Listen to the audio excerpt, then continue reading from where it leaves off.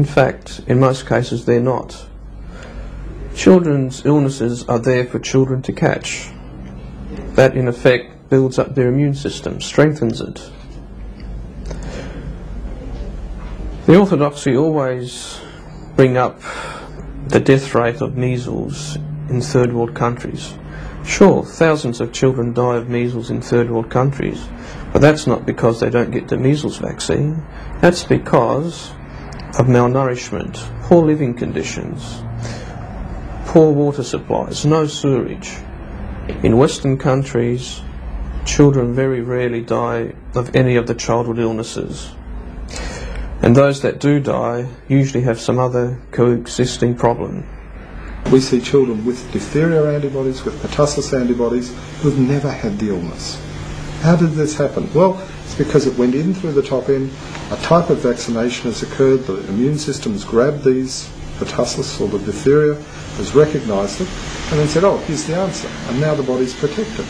Looking at these diseases in their natural history and their natural pattern, they are not significant diseases. Mumps is typically a benign disease of childhood. When occurring in young children, other than causing some glandular swelling or discomfort, it passes with generally no long-term consequences. However, mumps in a teenager has a high rate of causing testicular inflammation and other problems. It is not the same disease as when it occurs in childhood. Similarly, rubella in young children is a very benign, self-limited disease. Measles, yes, certainly measles can cause complications in childhood, but there are good studies now that show that measles is basically a vitamin A deficient disease. It occurs in a much higher rate with people with an underlying subclinical vitamin A deficiency, and indeed the World Health Organization are using significant doses of vitamin A being given to people in the undeveloped countries to help prevent measles. So the whole question of the measles, mumps, rubella vaccine causing side effects when it is being used to vaccinate against diseases that perhaps shouldn't even consider being vaccinated against. Children in a natural environment with adequate education, adequate wealth, adequate access to medical resources should they become sick, then all of the vaccine preventable diseases, with the exception of polio, are eminently treatable illnesses. Even measles and mumps, although they're viruses, these do not need to be severe illnesses for the vast majority of children.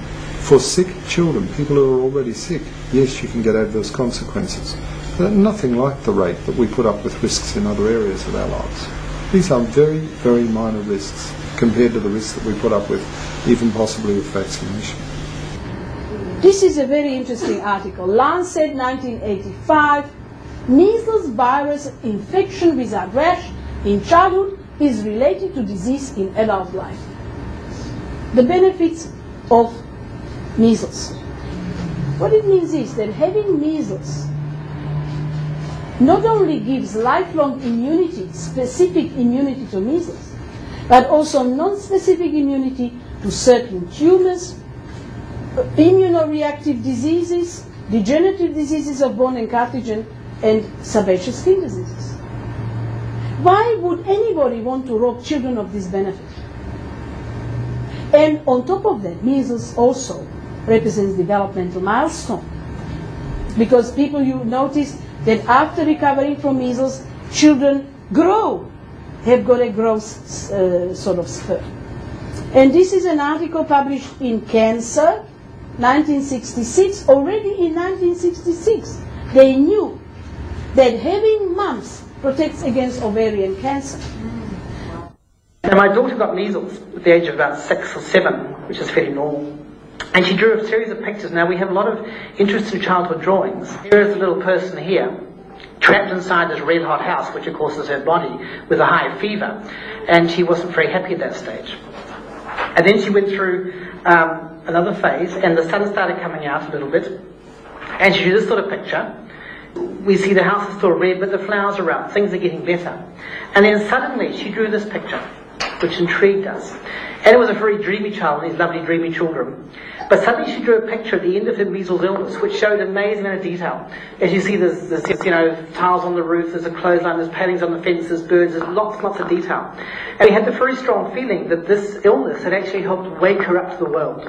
And I've given a lot of talks to parents, and I always ask this question: do you see your child making any developmental steps through the illness they've gone through, especially in illness of fever and a rash?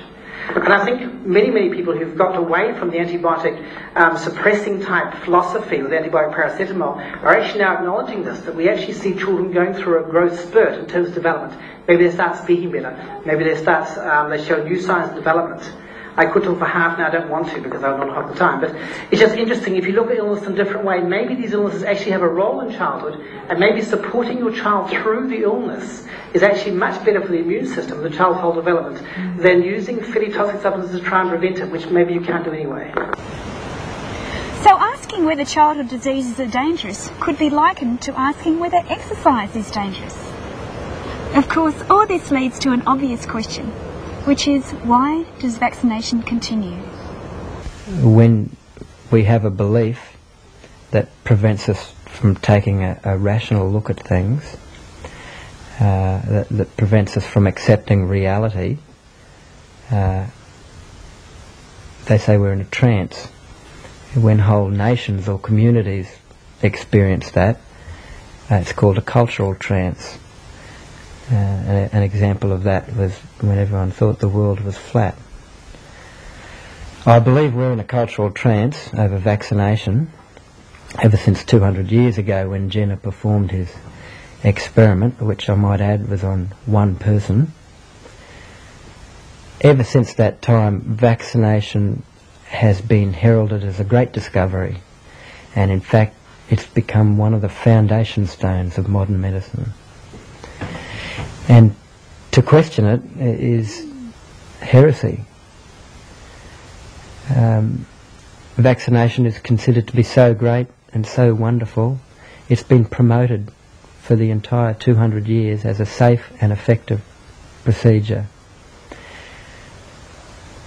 Governments can hardly go back on that now. So how do people go about preventing the information from reaching people? That's a very complex question, but I believe it's mainly ignorance. Most health experts just don't know all of this information. In fact, they know very little of it because they very rarely read their own professional journals. Most of them are so busy, and there's so many professional journals around. People don't like to accept responsibility for their own health. So it's easier to allow the doctors to do something to them to keep their health. Secondly, immunisation information comes mainly from the drug companies and from the researchers that they pay. So all the information comes from the source. There are very few real independent researchers. And thirdly, vaccines are a billion-dollar industry, and there are at least a billion good reasons there why it's continued. They say openly in the legal system, basically says you advise against vaccination, AMA would push to deregister. There is now 40% of Australians who seek their primary health care through alternative medicine practitioners. Total cost is $1 billion. The other 60% seek their health care through orthodox medical practitioners. Total cost $22 billion. It's one of those social things which, why are so many people choosing to leave doctors?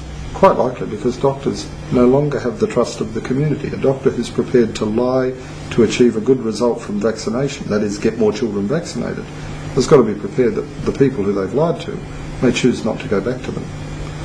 And that is a problem for me, that I am a part of a profession that is systematically lying to people about a potentially risky procedure.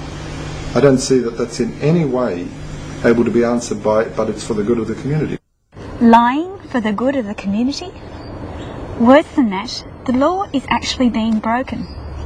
In 1992, the High Court of Australia ruled that doctors have a legal duty of care to warn of all side effects of a material nature of all procedures from the perspective of the patient, and even if the patient does not ask. Further, Not only are we not being told about already existing research results, but there is great resistance to even the discovery of new, particularly undesirable results. We've got John Martin in America, who has studied the stealth virus. And the stealth virus is an altered